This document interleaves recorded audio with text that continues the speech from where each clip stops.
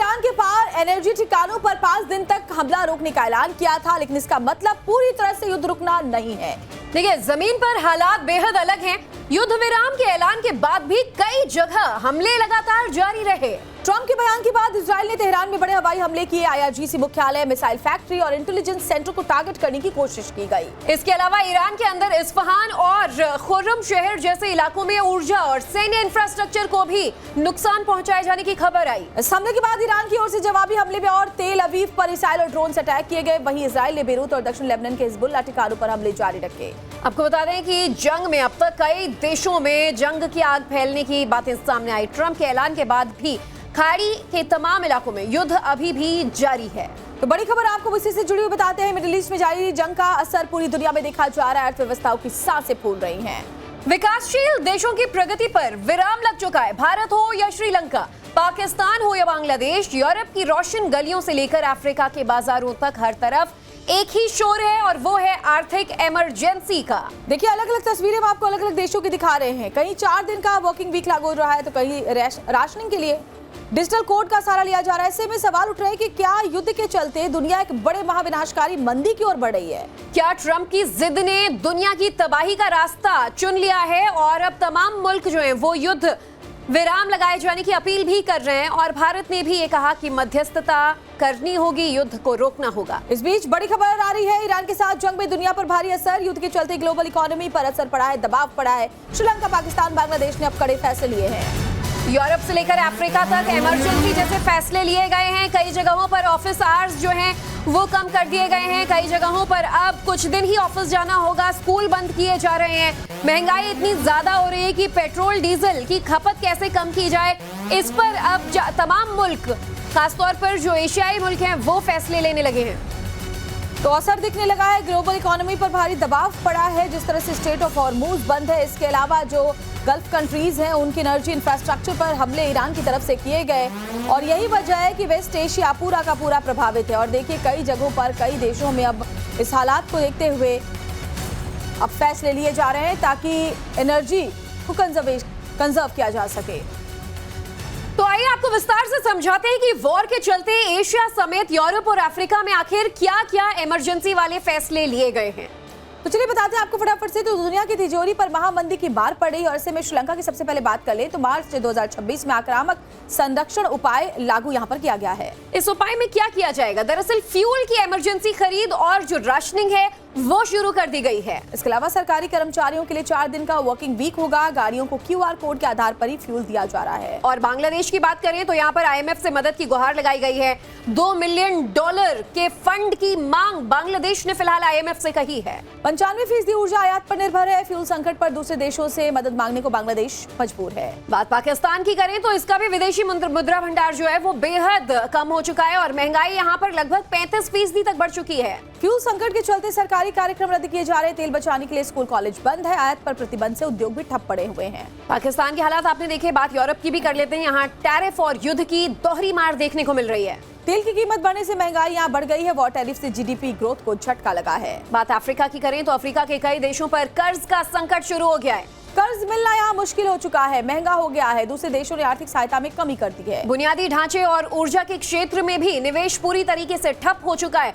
तो देखिए, सिर्फ एशिया ही नहीं बल्कि यूरोप के भी कई अलग अलग जगहों पर आर्थिक मंदी के बादल छाए हैं और ऐसे में बड़े फैसले लिए जा रहे हैं। इस बीच एक और बड़ी खबर आ रही है आर्थिक संकट से जुड़ी हुई। पाकिस्तान का आर्थिक संकट को लेकर IMF से लेकर वर्ल्ड बैंक तक और तमाम मित्र देशों की मदद के बावजूद वहां परेशानी खत्म होने का नाम नहीं ले रही है। तो वहीं देश की आम जनता को महंगाई से निजात मिलती भी नजर नहीं आ रही है। रिपोर्ट्स के मुताबिक कंगाल पाकिस्तान में लगातार साप्ताहिक महंगाई दर बढ़ती जा रही है और ये लगातार 23वां हफ्ता है जब इसमें इजाफा दर्ज किया गया है। चावल हो, गेहूं हो, चिकन हो, खाद्य तेल हो, सबकी कीमतों में उछाल है और ये उछाल थमने का नाम नहीं ले रही है। पाकिस्तान बेहाल है। मिडिल ईस्ट युद्ध का भारी असर पाकिस्तान पर पड़ा है। LPG सिलेंडर की बात करें तो एक सिलेंडर पर 10-10 हजार रुपए तक की बढ़ोतरी की बात कही जा रही थी।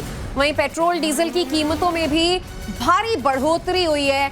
यहाँ तक कि अब ऐसे दाम हो गए कि आम आदमी की पहुंच से पेट्रोल डीजल तो बाहर हो चुका है। महंगाई बढ़ने से लोगों की परेशानी बहुत ज्यादा बढ़ गई है। पाकिस्तान में हालात इस कदर हैं कि देखिए, ईद के मौके पर भी लोग इसे अच्छे से सेलिब्रेट नहीं कर पाए। महंगाई इतनी ज्यादा थी कि एक जगह से दूसरी जगह जाना लोगों के लिए मुश्किल है। जगह जगह आप जरा देखिए कैसे सड़कों पर आपको वाहनों की कतार नजर आ रही है जो कि पेट्रोल पंप के बाहर फ्यूल खरीदने के लिए इकट्ठा थी। तो पाकिस्तान में हुक्मरानों की तो मौज है, लेकिन जो आम जनता है उसकी कैसे यहाँ पर देखिए हाल बेहाल हो रहे हैं। गाड़ियां लेकर लोग पहुंचे हैं, न तेल पेट्रोल मिल पा रहा है, न घर में राशन आ पा रहा है।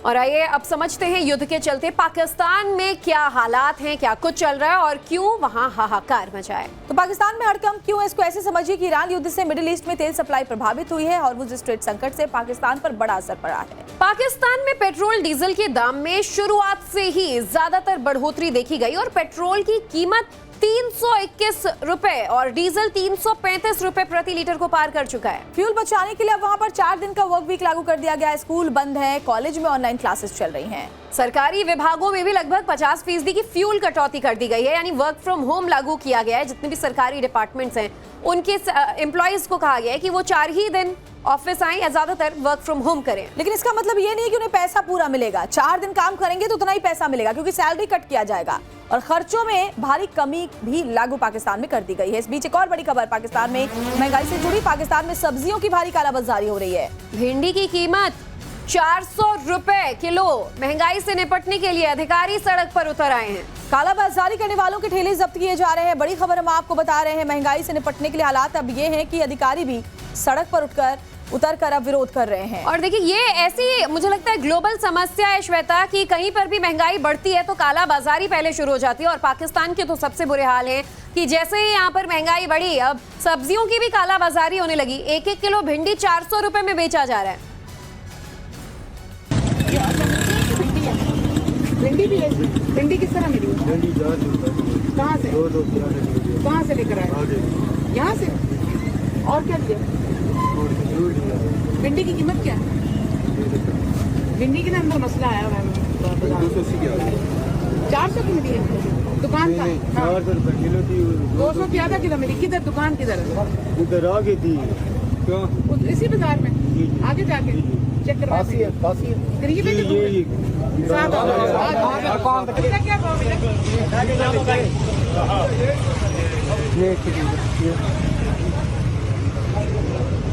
ये किधर है?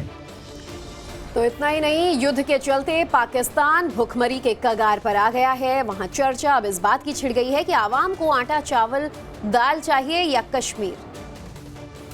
बात बांग्लादेश पर आए संकट की कर लेते तो बांग्लादेश में भी बिजली संकट गहरा गया है। इमरजेंसी फैसले लागू किए गए हैं। स्कूल कॉलेजेस बंद हो गए हैं, पढ़ाई ऑनलाइन मोड में शिफ्ट हो गई है। देश भर में रोजाना करीब 5 घंटे की बिजली कटौती हो रही है। ऊर्जा सप्लाई प्रभावित होने पर यह बड़ा फैसला बांग्लादेश में लिया गया है। तो हालात यहाँ पर भी बद से बदतर हो चले हैं। तो ये तस्वीर जरा आप देखिए। बांग्लादेश में बिजली संकट की वजह से कई ऐसे फैसले हैं जो इमरजेंसी के तौर पर थोपे गए हैं वहां की जनता पर। तो अब युद्ध का असर और ऐसा हाहाकार हर जगह देखने को मिल रहा है। पाकिस्तान, बांग्लादेश जैसे जो छोटे मुल्क हैं वहाँ तो हालात इतने जल्दी इतने ज़्यादा ख़राब हो गए हैं कि ना तेल है, ना गैस है, ना कैश है और स्कूल कॉलेजेस की पढ़ाई बंद हो रही है। लोगों की नौकरी जो है वो जा रही है, यानी कि 4-5 दिन जो पहले काम करते थे अब उनका भी वर्क फ्रॉम होम कर दिया गया है या सैलरी कटौती की जा रही है। और यही हालात कुछ बांग्लादेश में भी देखने को मिल रहे हैं।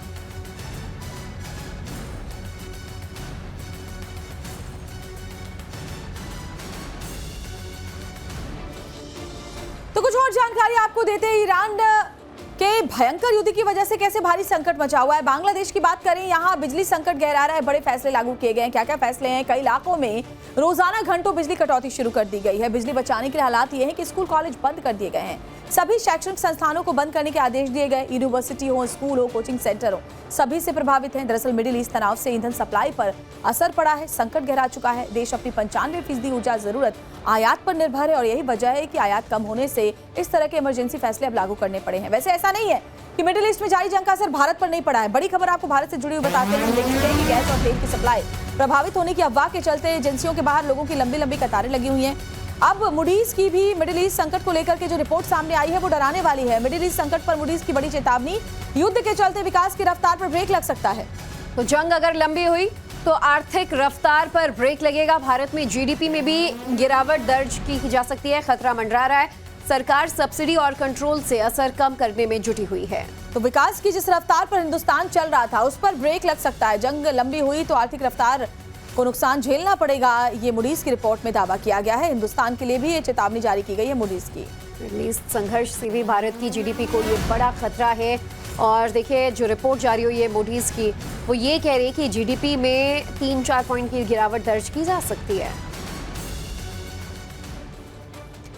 तो मूडीज के इस रिपोर्ट की क्या चेतावनी है और भारत के विकास पर इसका क्या असर पड़ेगा, चलिए आपको बताते हैं। तो मिडिल ईस्ट संकट से भारत की जीडीपी पर बड़ा खतरा मंडरा रहा है। अगर लंबा युद्ध खिंचता है तो जीडीपी में 4% तक की गिरावट संभव है।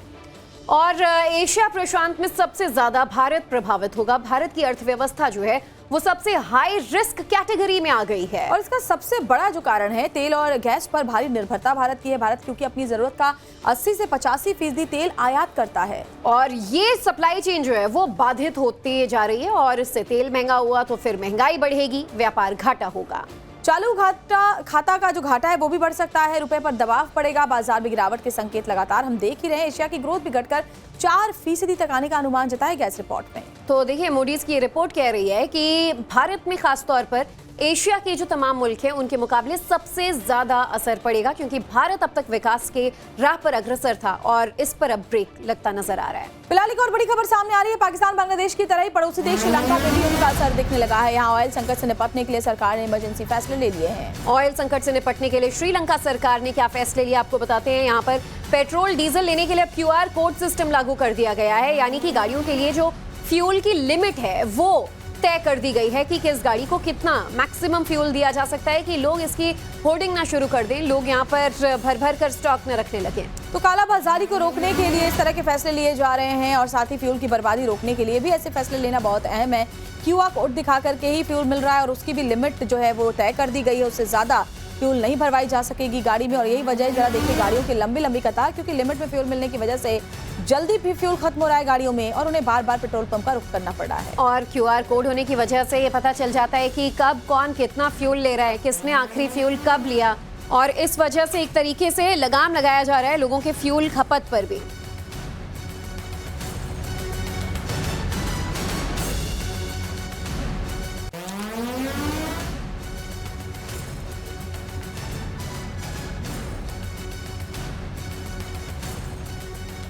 तो फ्यूल संकट को लेकर श्रीलंका ने क्या कदम उठाए हैं, आइए आपको बताते हैं। दरअसल श्रीलंका पर फ्यूल संकट जो है वो जारी है और यहाँ इमरजेंसी नियम लागू किए गए हैं। फ्यूल को लेकर सख्त कंट्रोल किया जा रहा है। QR कोड सिस्टम लागू कर दिया गया है और बिना QR कोड के किसी को भी पेट्रोल डीजल नहीं मिल रहा है। हर वाहन के लिए यहाँ पर साप्ताहिक फ्यूल लिमिट तय किया गया है और कार हो या 3 व्हीलर हो उनके लिए सिर्फ 15 लीटर प्रति हफ्ते का एक लिमिट सेट किया गया है। बाइक को 5 लीटर फ्यूल मिल पाएगा, बसों को 60 लीटर तक का कोटा सेट किया गया है। कालाबाजारी रोकने और डिमांड कंट्रोल करने की श्रीलंका में कोशिश अब तेज हो गई है। तो श्रीलंका में भी देखिए अब पेट्रोल डीजल लेने के लिए QR कोड सिस्टम लागू हो गया है और किस तरीके से अब लोगों को वीकली फ्यूल खपत का सेट लिमिट जो है उसका पालन करना होगा।